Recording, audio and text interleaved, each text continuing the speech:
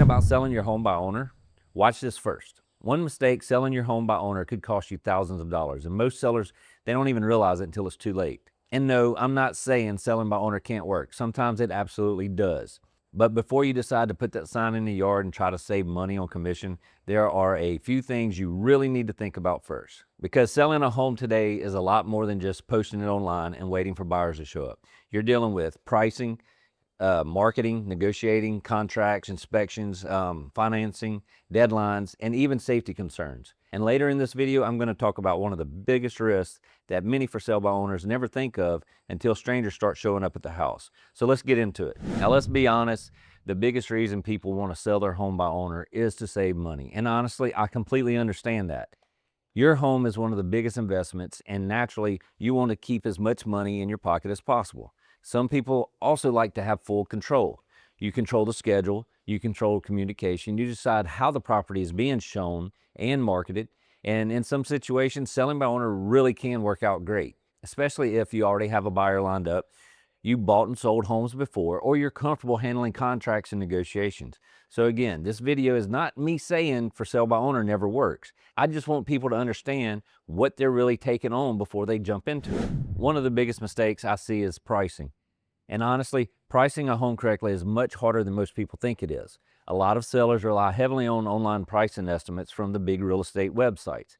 But depending on the area, those estimates are not always accurate, especially outside of neighborhoods where there's less sales data that's not always available.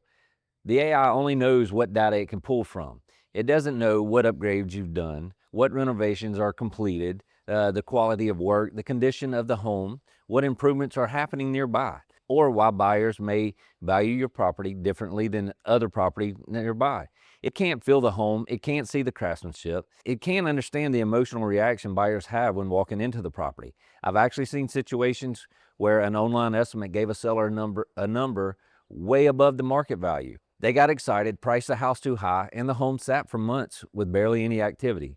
Eventually, they had to reduce the price anyway, and buyers started wondering, what's wrong with this house? But pricing too low can hurt you too. I've also seen sellers leave money on the table because they didn't realize certain upgrades or unique features added value in the specific area. And today, buyers are educated. They have YouTube, other ways of checking the information.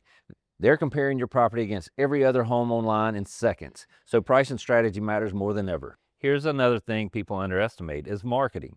A few phone pictures and a yard sign usually aren't enough anymore. Buyers scroll through listings fast. If the photos don't catch attention immediately, they move on. If the home doesn't stand out online, buyers may never even schedule a showing. Exposure matters. The more qualified buyers who see your property, the better chance you have at getting stronger offers and better terms. And remember, the goal isn't just to sell the house, the goal is to maximize your outcome. Now here's the part many people don't think about is safety. And honestly, this is the big one. When you sell your home by owner, how are you vetting buyers before they come into your home? Are they pre-approved? Are they serious buyers? And do they have bad intentions? Because unfortunately, not everybody walking through the house is there to buy it. And this is something people really need to think about, especially if they have children or you live alone. You have valuables in the house, firearms, medications, or someone home during showings. I actually know of situations where sellers had random people show up wanting to just take a quick look and later realize those people weren't serious buyers at all. When you put your phone number online, meeting strangers at your property, that creates real risks. One thing agents typically do is help verify buyers. They communicate with the lenders, schedule appointments properly. They track who is entering the house. That layer of protection matters. And honestly, most FSBO sellers, they don't think about it until after they start getting random calls and strangers wanting to walk through their home. Now let's talk about negotiations, because negotiations are about way more than just price. What happens if the inspection finds issues? What if the buyer asks for repairs? What if the appraisal comes in low? What if financing falls apart 3 days before closing? And trust me, that happens more than you think. I've seen sellers already packing boxes, thinking the deal was done, only for financing to suddenly fall apart at the last minute. I've also seen inspection negotiations completely derail a deal because emotions took over instead of both sides working towards a solution. Real estate transactions can get emotional fast, especially when large amounts of money are involved. And if you've never handled those situations before, trust me, they can become overwhelming quickly. Then there's paperwork and legal responsibilities. And this is where mistakes can become expensive. Every state has different disclosure requirements, deadlines, contracts, and terms. Missing paperwork or failing to disclose something properly can create major issues later, even after closing. And once you sign a contract, you are legally bound by it. That's why understanding what you're signing is extremely important.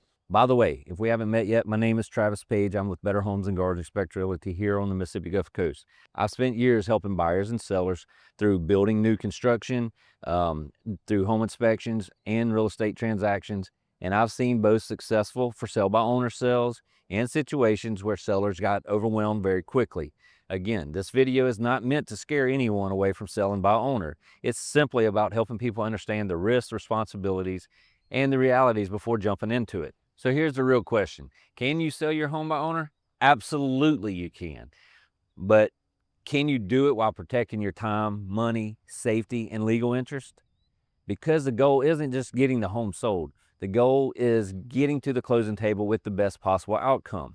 And listen, every situation is different.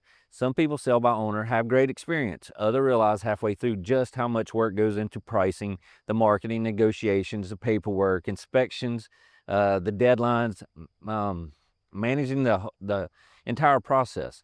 There's nothing wrong with exploring your options. Just make sure you truly know what you're doing before jumping in. Your home is likely one of the biggest financial assets you'll ever own. Treat the process seriously. Now, I'd really like to hear from you. Have you ever sold a home by owners before? What lessons did you learn? What challenges came up?